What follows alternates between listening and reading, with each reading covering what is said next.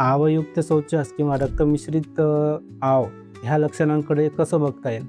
खरं पाहता ही जी लक्षणं आहेत, ही साधारण कारणामुळे असू शकतात, जसे की मूळव्याध किंवा लहान मोठ्या आतड्यांवरती सूज असणे किंवा अमेबियासिस अशा कारणामुळे सुद्धा हे लक्षणं उद्भवू शकतो. परंतु ह्यासोबतच मॉर्निंग प्लुरीज ऑफ डायरिया म्हणजे की सकाळी उठल्यानंतर शौचास न थांबणे, म्हणजे आपण जर नाही गेलो तर ती कपड्यांमध्ये होणे किंवा वजन घटणे किंवा आपल्या दिनचर्येमध्ये फरक पडणे किंवा पोटदुखी किंवा कधी-कधी रक्तस्राव जो होतो हा वेदनारहित असतो.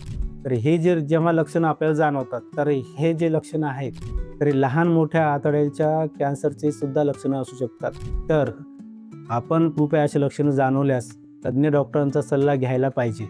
तसेच त्यांनी सांगितलेले कोलोनोस्कोपी, सिग्मॉइडोस्कोपी किंवा रेक्टोसिग्मॉइडोस्कोपी ह्या तपासण्या करून घेणे तेवढेच आवश्यक असते. तर कृपया अशी लक्षणं लपवू नका, वेळीच डॉक्टरांचा सल्ला घ्या. धन्यवाद.